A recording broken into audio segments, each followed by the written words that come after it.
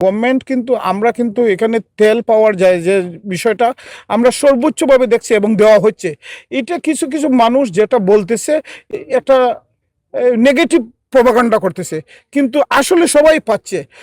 এবার শুরু থেকেই একটা আতঙ্কের মধ্যে কৃষকরা ছিলেন।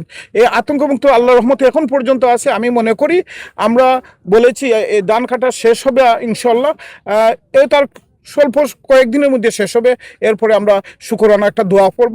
আমি বিশ্বাস করি আলহামদুলিল্লাহ আল্লাহ যেহেতু এতটুকু পর্যন্ত আনছেন, আমরা ভালোভাবেই ধান কাটা সম্পূর্ণ করতে পারবো। কৃষি নিয়ে আজকের যে পরিকল্পনা, এর চেয়ে বড় পরিকল্পনা, 51 রকমের ধান এখানে ফসল হচ্ছে।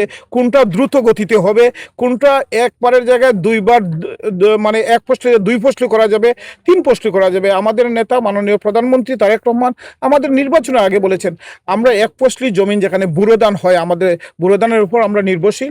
আমরা বাংলাদেশের মানুষ, উনি বলছেন বাংলাদেশের জনগণ বাড়তেছে, জায়গা তো জমির পরিমাণ বাড়তেছে না, তাই আমরা কি করব, আমরা এক ফসলি জমিকে 2 ফসলি করব, 2 ফসলি জমিকে 3 ফসলি করব। আমাদের এই সায়েন্টিস্ট যিনি আজকে এটা নিয়ে গবেষণা করছেন ওনাকে বলেছি, উনি যখন এই রিসার্চটুকু করেছেন, রিসার্চের মাধ্যমে উনি এক ফসলিকে কীভাবে 2 ফসলি করা যায়, টাইমটা কতটুকু, কোন 2 ফসলিকে 3 ফসলি করা যায়, এক ফসলি যে আমরা নিজের উদ্যোগে করব, এক ফসলি জমি নিয়ে যখন 2 ফসলি করে গভর্নমেন্ট এটাকে সাপোর্ট করবে, এবং 3 ফসলি যখন করবে পুরোটা গভর্নমেন্ট দেবে। এটা আমাদের বিএনপি সরকার এবং মাননীয় প্রধানমন্ত্রী তারেক রহমানের এটা কমিটমেন্ট আমরা করবো ইনশাআল্লাহ।